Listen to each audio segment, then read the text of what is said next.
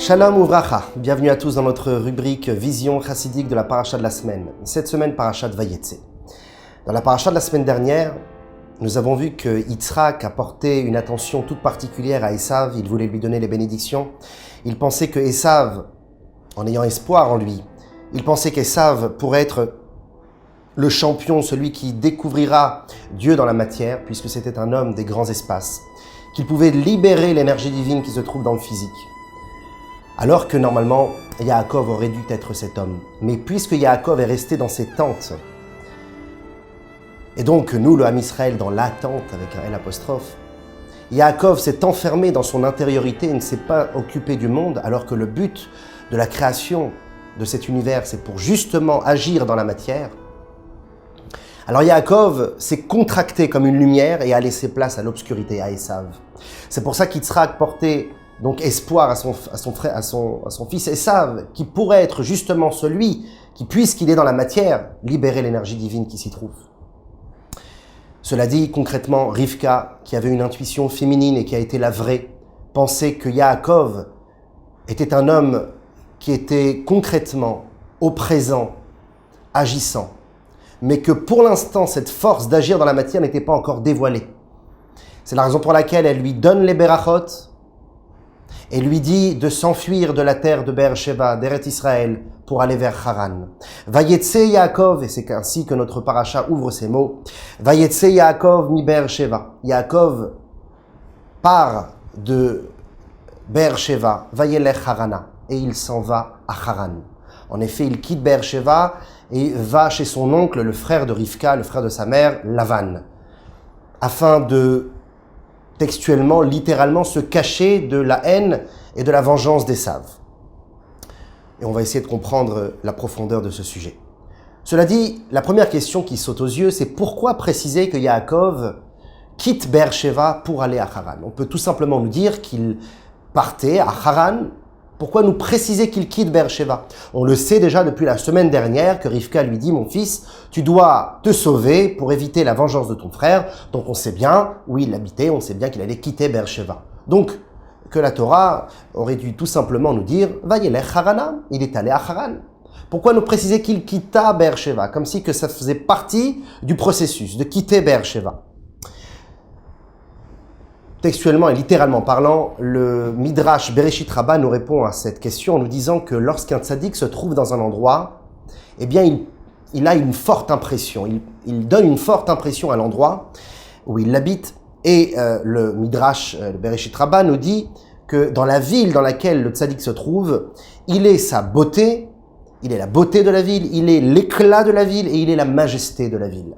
En hébreu, Hoda, Ziva, Hadara.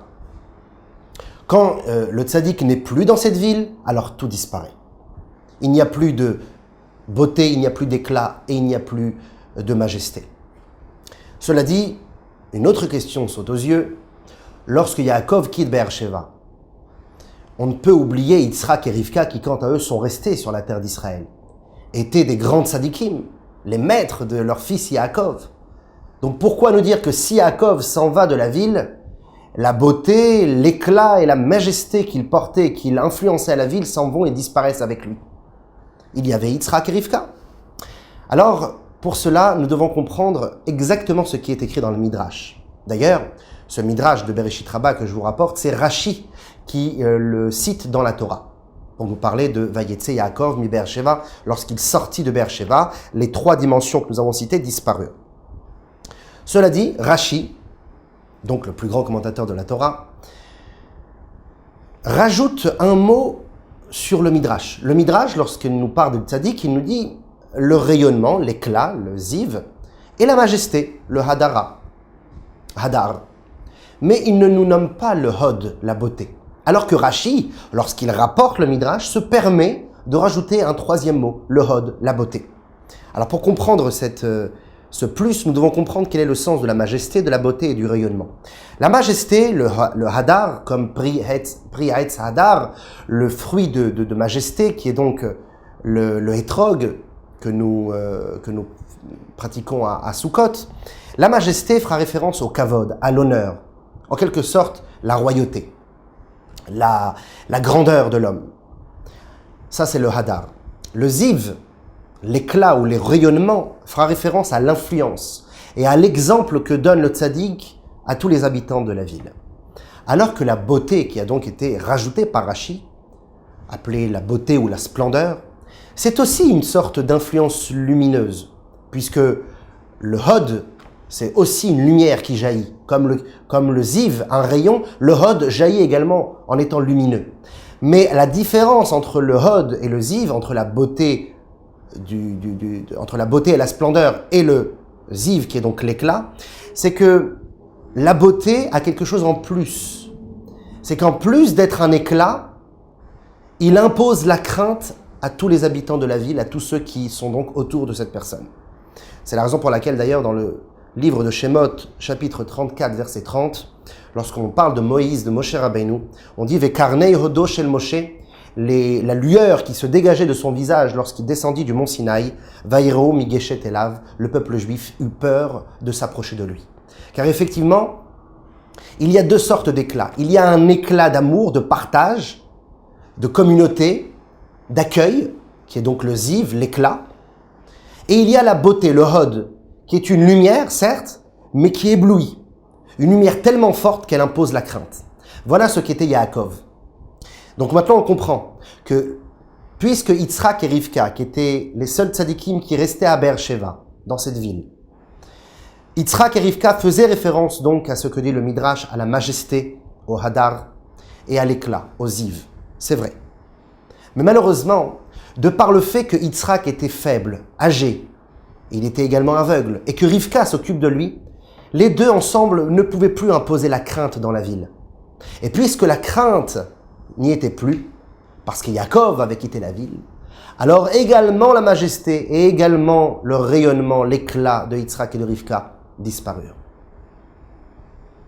C'est la raison pour laquelle quand on dit que Yaakov quitte Beersheva, Rashi, en rajoutant ce mot de hod, de beauté, il nous le met en premier. Il se permet de rajouter un mot sur le Midrash et en plus le met en premier. Il dit beauté, éclat et majesté. Il le met en premier tout simplement parce que si Yaakov quitte Beersheva et que c'était le seul étant plein de vigueur, puisque Yaakov, en quittant Beersheva, annulerait la crainte imposée dans la ville, eh bien, la majesté et l'éclat de Yitzhak et de Rivka, qui étaient quant à eux restés à Beersheva, seront voués à l'échec, seront voués à disparaître un jour ou l'autre.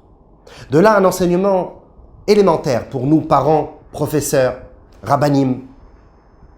Il y a en effet ce que l'on appelle l'effet de contact que l'on peut avoir avec son enfant ou avec son élève. Le plus merveilleux, c'est lorsque l'enfant, à la fin de l'année, nous dit tout simplement qu'il a passé une merveilleuse année scolaire, qu'il a aimé le professeur, qu'il a profité pleinement. Cela fera référence à la majesté et la grandeur de son enseignant, ou bien du rayonnement, de l'influence, de l'éclat qu'a pu porter l'enseignant envers l'élève. Cela dit, pour pouvoir arriver à cette conséquence merveilleuse qui est donc le rayonnement et la majesté, il est nécessaire de passer par un élément primordial, élémentaire, qui est la crainte. La crainte, on ne parle pas ici de terreur ou de peur. On parle ici que l'enfant comprend qu'il y a des limites à ne pas dépasser. Il sait comment se diriger vers son professeur, comment lui parler, savoir quand s'asseoir, savoir quand se lever. Cette crainte, ce cadrage, cette structure, cette discipline qui fera référence justement à la crainte est extrêmement nécessaire pour l'éducation de nos enfants ou de nos élèves. C'est pour ça que quand Yaakov quitte Beersheva, qui est Yaakov la source de la crainte de la ville, puisqu'il était en vigueur, eh bien le reste est voué à disparaître. Même si Yitzhak et Rivka habitent encore la ville, la majesté et le rayonnement pourront un jour disparaître. Car la crainte est le premier effet que l'on doit apporter à un élève. Et la crainte donnera ensuite, justement après cela, l'amour, le partage et l'union. Quand bien même, il est très intéressant de remarquer que Yaakov est capable de quitter sa famille, de quitter sa ville, à tel point que celle-ci manquerait à la crainte, au hod, au hadar et au ziv, au rayonnement et à la majesté, pour faire avodat Hashem, servir la volonté de Dieu, c'est-à-dire de créer une famille, le peuple d'Israël, les 12 tribus dans la terre de Haran. Yaakov fait en sorte que le don de soi, de quitter sa famille, à l'instar de son grand-père Abraham qui quitta Haran, aujourd'hui Yaakov s'en retourne à Haran pour pouvoir illuminer cet endroit. C'est pour ça que souvent on dit qu'il quitta Be'er-Sheva parce qu'il avait peur de son frère Esav. Alors que le premier Rashi de la paracha de cette semaine nous dit que Esav avait déjà quitté Be'er-Sheva avant même Yaakov. Après la ruse pour prendre les bénédictions, Esav voulait se venger et pourtant il quitta Be'er-Sheva pour aller dans le pays d'Ishmaël afin de se marier avec sa troisième femme, fille d'Ishmaël, Machla. Donc Esav n'était plus véritablement, oui, en colère, mais il ne cherchait plus vraiment la vengeance puisqu'il quitta Be'er-Sheva. Et Yaakov aurait pu très bien rester avec sa famille. Et quand bien même il s'en va de Be'er-Sheva, c'est la raison pour laquelle le Passouk nous dit « Vayetse mi Be'er-Sheva ». Yaakov est sorti de Be'er-Sheva. Il n'est pas seulement allé à Haran, il est sorti du cocon familial tel que l'a fait Abraham lorsqu'il quitta Haran pour aller vers lui-même. En effet, Yaakov était un homme voué à devenir celui qui libérerait la matière, libérerait Dieu dans la matière. Mais au lieu de cela, il a laissé place à Esav. Il s'est enfermé, contracté dans les tentes de la Torah et a laissé place à l'obscurité. Car l'obscurité n'est autre qu'une présence irréelle, c'est juste le manque de lumière. Ce n'est pas une existence propre. Yaakov a laissé la place à Esav. Alors comme Yaakov s'est trop enfermé en lui-même et resté trop intérieur, sa mère lui a dit maintenant, sauve-toi de Be'er-Sheva, non pas seulement pour te sauver des griffes d'Esav, mais également pour aller à la rencontre de toi-même, celui qui a reçu les brachot de son père Yitzhak, d'élever la matière vers le spirituel. Et pour cela, tu dois sortir de tes 7 énergies élémentaires qui sont les 7 forces, comme les 7 cieux, Be'er-Sheva, les 7 puits. Et aller à Haran, aller vers une terre de bassesse, une terre dépravée. C'est la raison pour laquelle on dit qu'il partit de Be'er-Sheva. Il n'est pas parti directement à Haran. Il est d'abord parti se renforcer dans une yeshiva, à la yeshiva de Shem et Ever, ceux-là même qui avait annoncé et conseillé à Rivka pour sa grossesse. Et bien maintenant, il s'en retourne à Jérusalem pour apprendre là-bas, afin d'emmagasiner le maximum de force pour ensuite aller à Haran et élever la bassesse de Haran. Car n'oublions pas, la terre natale d'Abraham est la terre natale de sa mère Rivka. En effet, Haran était le centre de toutes les naissances de nos patriarches. C'était la source de l'éclosion de nos patriarches.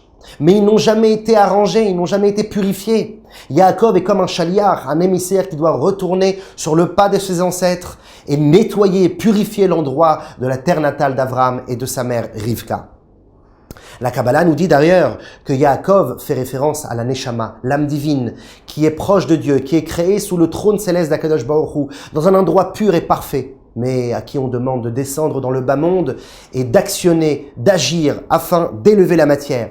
On lui demande de quitter ce trône céleste à l'âme. Quitte Be'er-Sheva, va-t'en de ton intériorité. Maintenant tu dois t'extérioriser. Va-t'en de tes 7 forces célestes pour aller à Haran. Comme dit la paracha de Noach, Haran n'est autre que Haron Af Shel Makom, l'endroit de colère, de perversion que Dieu ne peut supporter. Mais c'est justement dans cet endroit qu'on pourra découvrir l'énergie divine qui s'y cache et transformer la matière, purifier l'endroit. D'ailleurs, la fuite, en quelque sorte le départ de Yaakov de Be'er-Sheva, fera référence à la galoute, à l'exil. L'exil n'est pas mal en soi, justement, c'est un départ du cocon céleste et de la divinité parfaite pour agir dans un monde matériel, un monde obscur. Et cela n'est autre que la mission de Dieu. D'ailleurs, le Rambam nous dit que lors de son départ, il s'installa sur une terre qui sera l'endroit qui accueillera le Beth Amikdash dans le futur, le mont Moria, et il s'endormit là-bas. Il fit un rêve et il vit une échelle avec des anges qui descendaient et qui remontaient. Cette échelle, nous dit le Rambam dans son chapitre 7, fait allusion à tous les exils. Car lorsque Yaakov quitte Be'er-Sheva, lorsque la Neshama quitte le trône céleste pour aller dans ce monde, lorsque le peuple juif quitte le Beth Amikdash et est exilé dans toutes les nations, kibbutz, quand il est Mefouzar, Ben Ha'amim, quand il est éparpillé à travers les nations, les civilisations, eh bien tout cela a un but précis. C'est pour pouvoir découvrir et révéler les étincelles divines cachées dans la matière, afin de pouvoir retourner un jour avec le retour de Yaakov vers la terre d'Israël, avec sa famille, les 12 tribus, qui fait référence à la Géoula, à la délivrance finale. Souvent on dit, et cela est rappelé dans la tfila de Moussaf, de Yom Tov, Mipnei chatainu galinu me'artzenu. C'est à cause de nos fautes que nous avons été chassés de nos terres et mis en exil. Pourtant, cela n'est que la cause conséquentielle. La cause réelle, la raison réelle de l'exil n'est pas le mal. La raison réelle de l'exil, c'est comme un général qui envoie ses soldats sur le front. La conséquence, c'est vrai que c'est la guerre, mais la raison profonde, c'est qu'il y a ici une mission à faire. Il y a un but et une procédure, un processus divin qui est demandé par Akadosh Baruch Hu. Et lorsque nous descendons dans le galout, dans l'exil, eh bien nous diffusons Akadosh Baruch Hu, comme c'est écrit dans la Gemara, que Dieu nous a éparpillés parmi les nations pour pouvoir justement illuminer ce qui nous entoure, purifier et transformer la matière. De la même manière, si Yaakov quitte Be'er-Sheva, ce n'est pas parce qu'il fuit Esav. La fuite d'Esav, c'est seulement la raison conséquentielle. C'est la conséquence. Mais la raison profonde, le fond de la question, pourquoi il quitte Be'er-Sheva, c'est pour aller justement établir une résidence pour Dieu ici-bas. Et ici-bas, c'est dans l'endroit le plus bas sur terre, Haran. Et c'est la raison pour laquelle il va dans cet endroit justement et mettre au monde ses enfants dans cet endroit. La question pour finir est la suivante. A-t-on les forces de suivre l'enseignement de notre ancêtre, notre père Yaakov, celui qui a quitté son cocon intérieur, son microcosmos pour s'occuper de l'extérieur et révéler la divinité? A-t-on les forces de cela? Eh bien oui, puisque si Yaakov l'a fait en son temps, il a donné pour nous en quelque sorte la graine, et cette graine pousse de plus en plus jusqu'à aujourd'hui. Et plus nous nous éloignons de lui, plus nous nous enfonçons dans la galoute, plus nous rapprochons de la Géoula parce que la plante est de plus en plus grande. Nous sommes éloignés de la graine, mais celle-ci a donné des fruits et des arbres. Et lorsque nous analysons le texte, eh bien, lorsque Yaakov se trouve face à l'échelle avec les anges qui descendent et qui montent, pourquoi descendait-il, pourquoi montait-il? Tout simplement parce que ceux qui montaient, c'était ceux qui l'avaient accompagné jusqu'alors, c'était des anges d'Eret Israël, et que maintenant, puisqu'il doit aller à Haran, puisqu'il doit aller en Galoute, ces anges d'Eret Israël s'en vont, retournent là-haut. Alors que ceux qui descendent, c'est d'autres anges. C'est des anges beaucoup plus forts, beaucoup plus persévérants, beaucoup plus rigoureux. Ces anges-là viennent l'accompagner dans le galout, vont l'accompagner pendant 20 ans chez Lavan et vont l'aider à surmonter toutes ces épreuves. Ça, ce sont donc les anges qui nous accompagnent même pendant l'exil. Alors oui, nous avons les forces. Et lorsque Yaakov quitte Lavan et vient en Eret Israël, avant son entrée dans les frontières d'Israël, des anges justement d'Eret Israël, qui étaient montés plutôt avec l'échelle, redescendent sur terre et lui disent maintenant, nous t'accueillons de nouveau en la terre d'Israël, tu peux venir, nous sommes avec toi. Et les anges de Chutz Laaretz, d'en dehors d'Israël, le quittent. Donc peu importe où il se trouve, dans le trône céleste, sous le trône céleste, dans la divinité ou dans ce monde matériel, rempli d'épreuves et d'embûches, l'homme est constamment accompagné par Akadosh Baruch Hu. Quoi qu'il arrive, Akadosh Baruch Hu souffre avec nous, rit avec nous.